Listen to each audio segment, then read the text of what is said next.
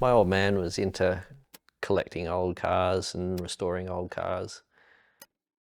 He knew of the car, the TR3, which was in Roleystone. The guy that owned it actually passed away, and then his son asked for some advice from my dad as to selling the old cars because he couldn't restore them and didn't have the skills to do so. And my dad suggested that maybe I take on my first project at restoring an old car. I decided, yep, I bit the bullet and took on the responsibility of trying to restore a Triumph TR3B. It was a difficult, challenging process, and it took a lot of time. It was in a million pieces. So the process, I guess, was looking through instruction manuals, getting advice from both my dad and my brother, who had previously owned Triumphs before, and basically worked together with my dad a lot of the time to try and get it into a situation where it was workable. My dad passed away in 2012, and that's sort of when the project stopped. He was heavily involved in historic racing.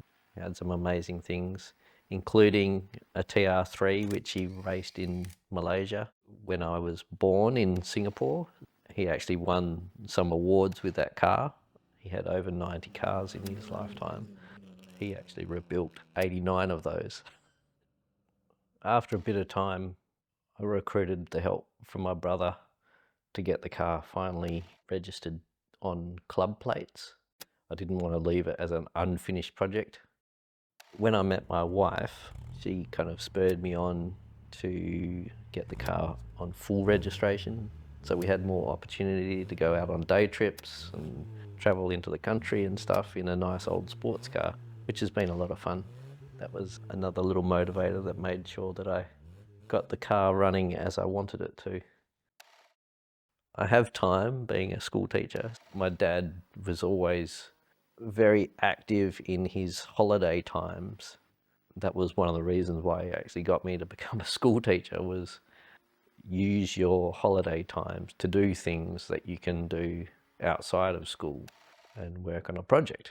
So building houses, rebuilding old cars, all those types of things.